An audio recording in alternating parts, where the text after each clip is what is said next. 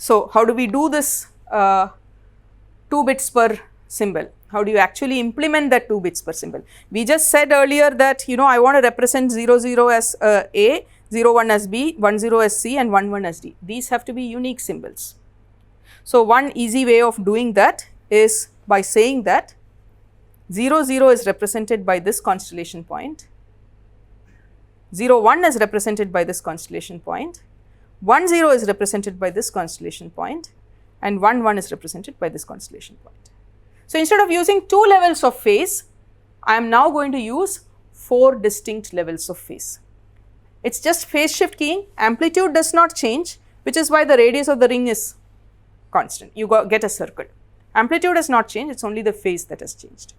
And of course, it requires a receiver to detect the phase uniquely, and amplitude remains constant in all the time slots. Okay. So, I need a detector which can uniquely tell whether it is 0 phase, pi by 2, 3 pi by 2 or 2 pi. Corresponding constellation representation is 1 plus j 0, you can, so 1 plus j 0, which one is 1 plus j 0?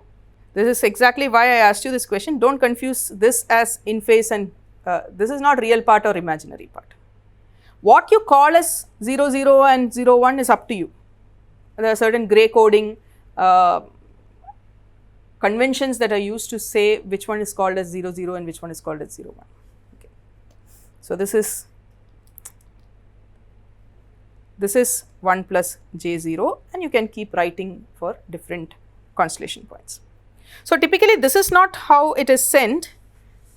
A better way, more elegant way of doing it is rotate the whole thing by 45 degree, so that the unique constellation points that you get are in 4 quadrants. Here the constellation points are on the 4 axes, here they are in 4 quadrants now. What is the difference? You just made your angle for 0 0 as 45 degree. What do you think is the benefit of doing this? It is only in convention, right?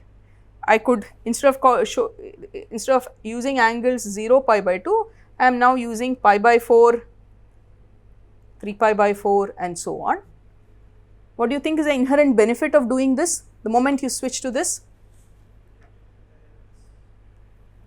When I am identifying the phase at the receiver and trying to threshold detection, all I need to know is whether the phase of my given symbol is in the first quadrant, second quadrant, third quadrant or fourth quadrant. Okay. We will talk about some digital signal processing later, as I told you. All what you would now check is find the phase of my received symbol, find out in which quadrant is it located.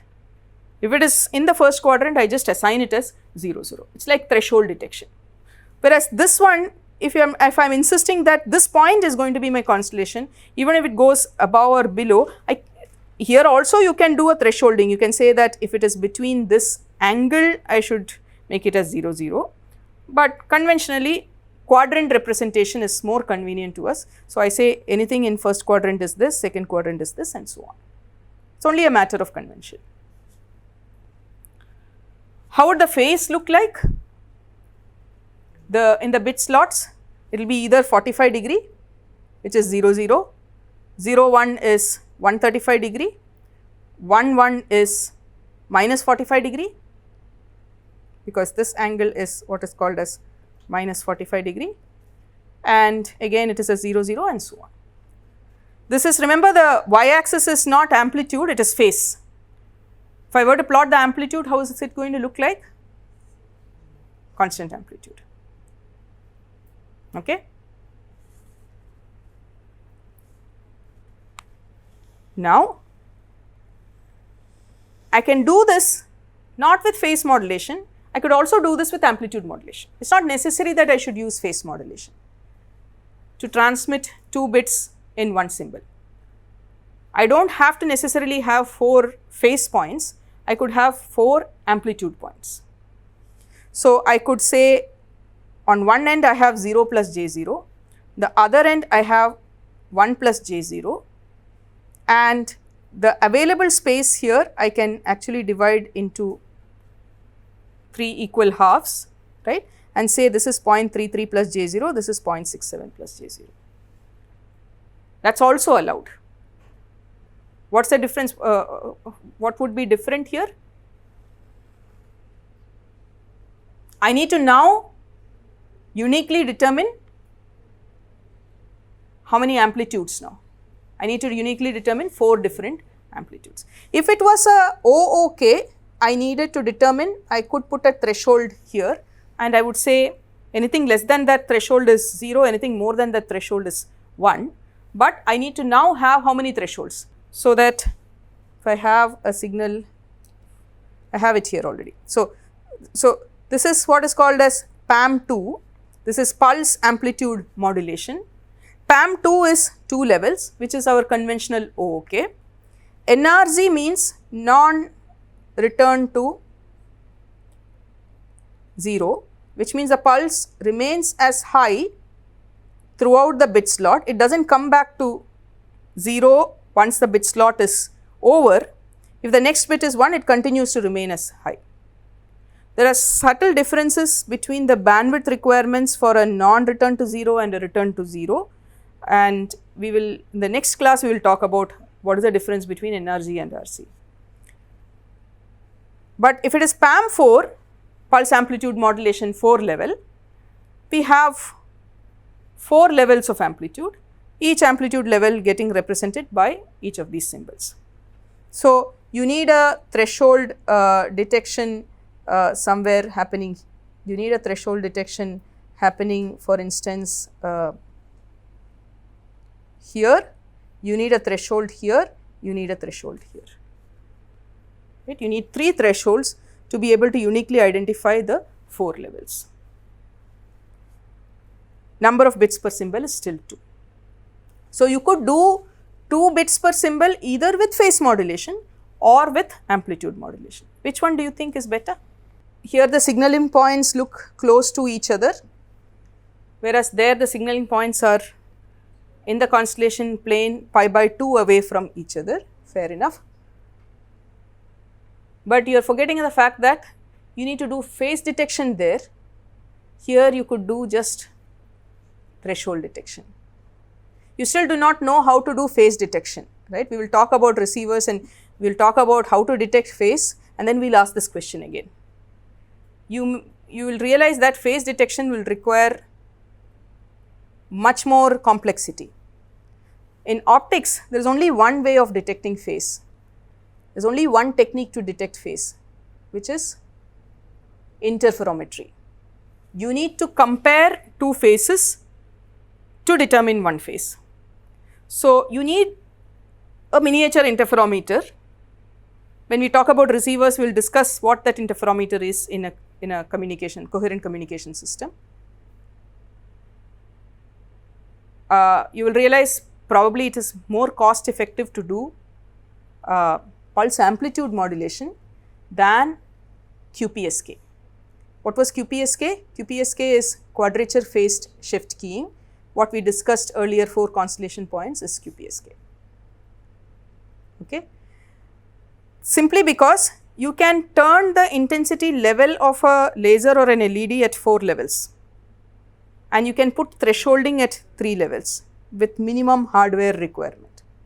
But of course, as you said earlier, the difference between the levels could create a problem in a noisy situation, whereas the resilience to noise is probably better in case of a QPSK. So, again it comes back to the point, what is your link before you can decide what kind of modulation you want to use. If it is a short distance link, there is not much noise in the system. Data center network, today's data center networks actually run at PAM4 and not with QPSK. Okay. So, in data center network, between 2 servers, huge amounts of information needs to be transferred. So, for a given bandwidth, you need to pack a large amount of bits. So, for a given baud rate, your bit rate should be as high as possible. So, you need to have multiple levels, and they use PAM4 as a standard and not as QPSK, simply because the transmitter receiver architecture is very simple. Okay. So, that is pulse amplitude modulation. But the question is, can we not do both? Can we not do 4 amplitude levels and 4 phase levels and get more constellation points? So, yes, you can. You could have 4 bits representing, as we said earlier, 4 bits representing a symbol. And how many symbols, unique symbols can you have? If I am having 4 bits in one symbol, I will have 16 unique symbols within 1 bit slot. So, I can increase the data rate by, I can increase a bit rate by how many times? 4 times when compared to 1 bit per symbol. So, in general, if there are m constellation points, so if you have 16 unique symbols, how many constellation points will you get? You will get 16 constellation points. So, if you have m constellation points, the number of bits per symbol is log of m to the base 2. 4 constellation points, 2 power 4, you have 16. Baud rate is bit rate divided by log of. You increase the multiplicity by 4. So, if I have 10 gigabaud in this system, that is my baud rate. My bit rate is going to be baud rate, it is not gigabad, it is gigabaud, multiplied by 4 because you packed 4 bits in one symbol. How would the constellation look like? The 16 constellation points, square constellation points would look like this. Of course, you can put these 16 constellation points in multiple different ways in the constellation space. But turns out that the square constellation point is the most ideal way.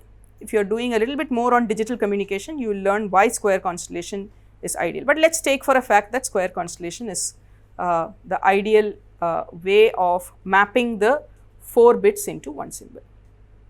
So, how do I now find the complex number equivalent of each of this? Each of this would correspond to a certain amplitude value, right, and a certain phase value. So, you need to correspondingly identify the amplitude value and phase value and encode a given information into the corresponding amplitude or phase value. So, if I am getting 0001, that is my bit, that is my bit sequence I want to make it into a symbol. 0001 lies here. So, I will have to find out this phase value and this amplitude value and encode my electric field with that specific amplitude and that specific phase. How to do this in optical domain? We will do when we are trying to do this modulations, when you are trying to do this is called IQ modulation. It is not just on off modulation, you need to modulate the in phase component and the quadrature component.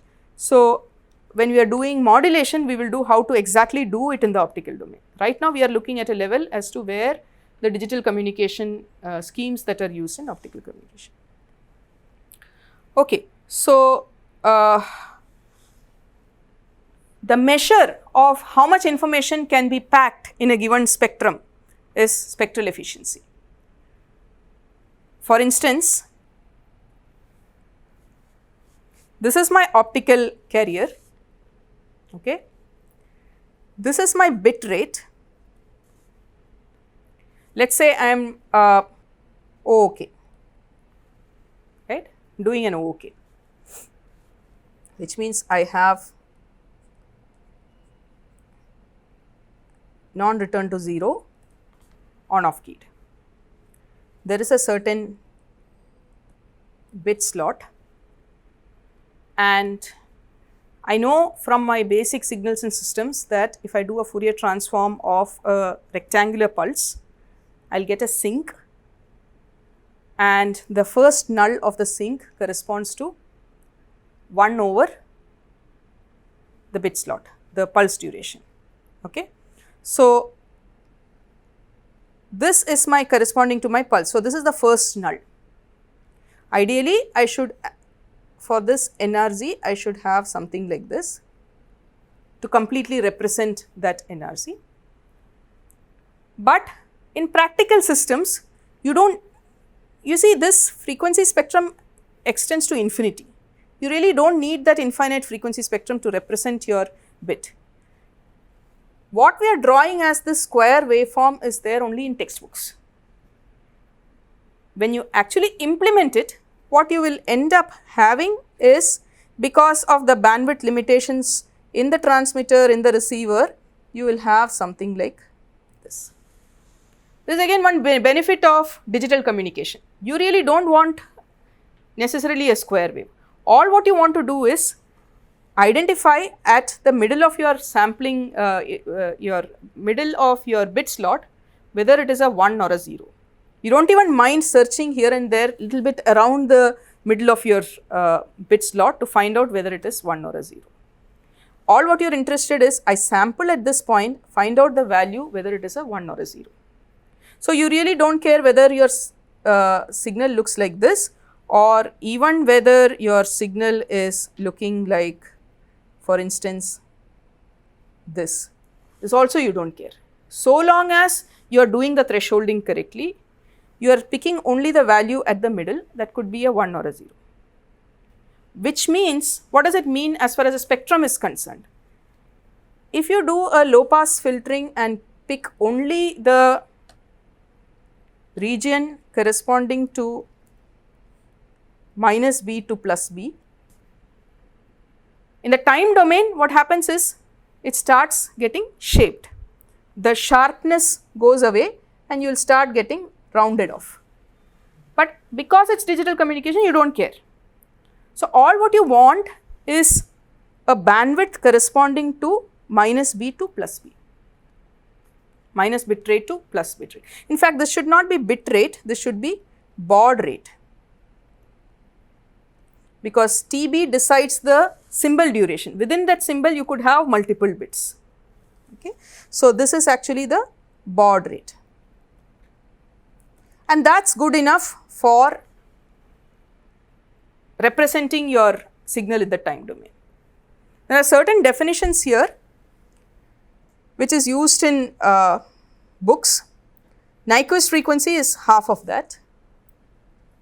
Signal bandwidth is also corresponding to B, because this is minus B and this is plus B, and spectral efficiency is transmitted bit rate divided by how much bandwidth are you utilizing. So, let us take an example. Let us take 10 gigabaud QPSK transmission. Okay. Find out what is the spectral efficiency. Now, how would the 10 gigabaud QPSK in the frequency domain look like?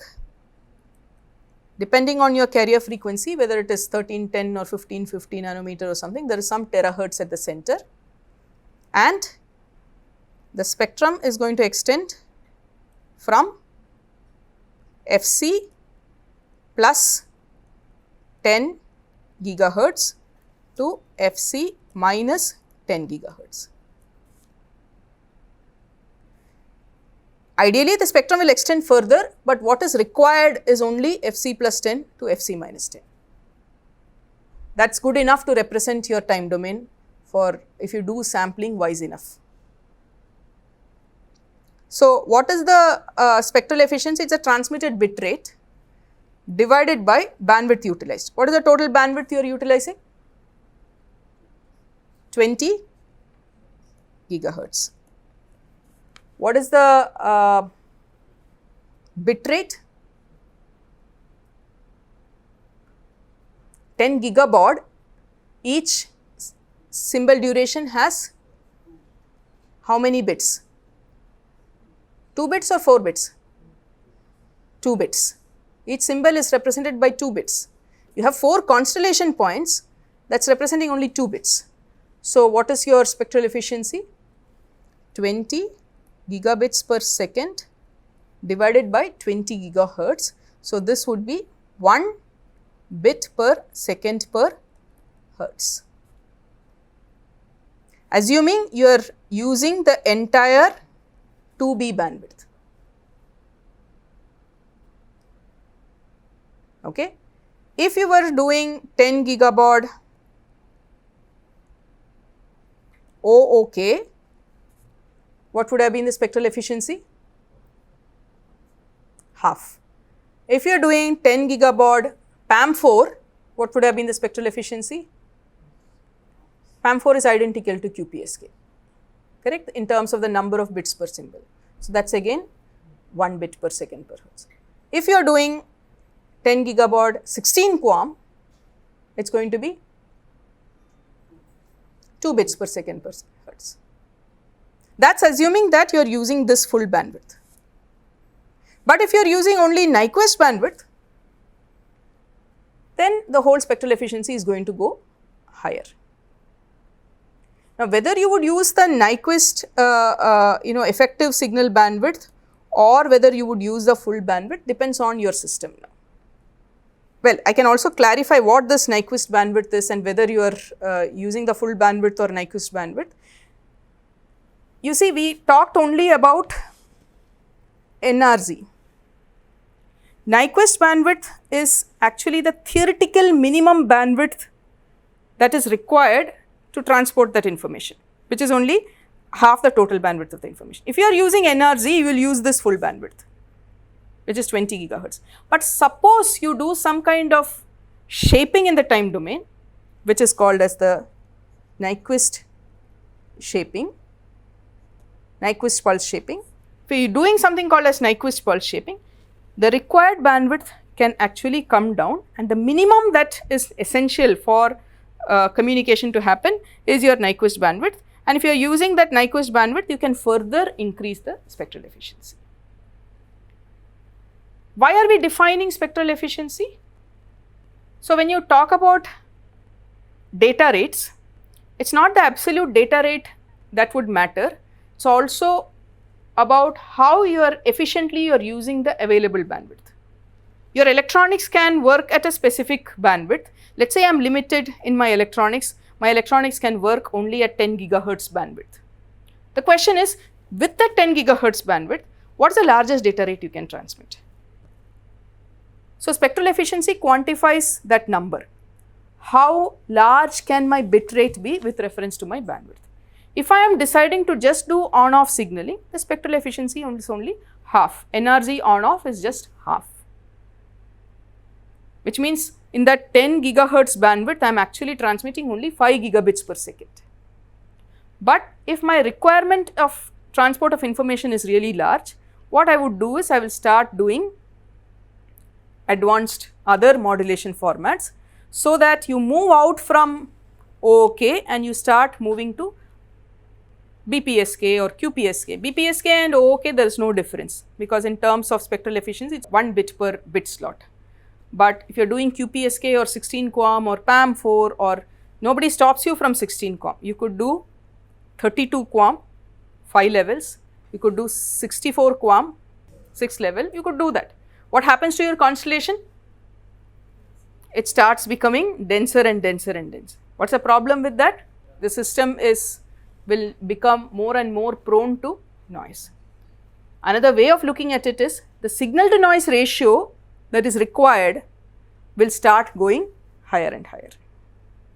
If I were to transport from point A to point B, depending on the noise in the system, depending on the modulation that I am using, I will need a certain signal to noise ratio. But if you are increasing the constellation, the number of constellation points go on increasing, it starts becoming lesser and lesser tolerant to noise. Another way of looking at it is, my distance will start dropping.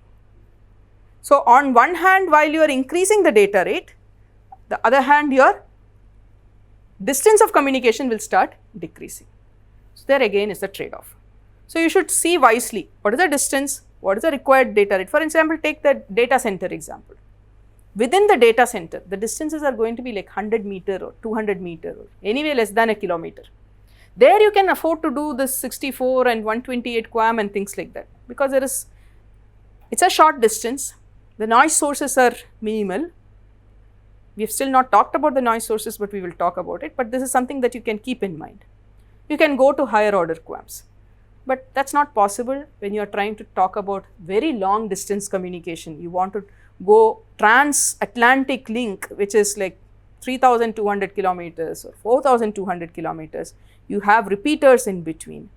There you cannot afford to go for higher order modulation format, because every repeater is an amplifier, has an amplifier, and every amplifier adds noise, which means the constellation will start getting smeared.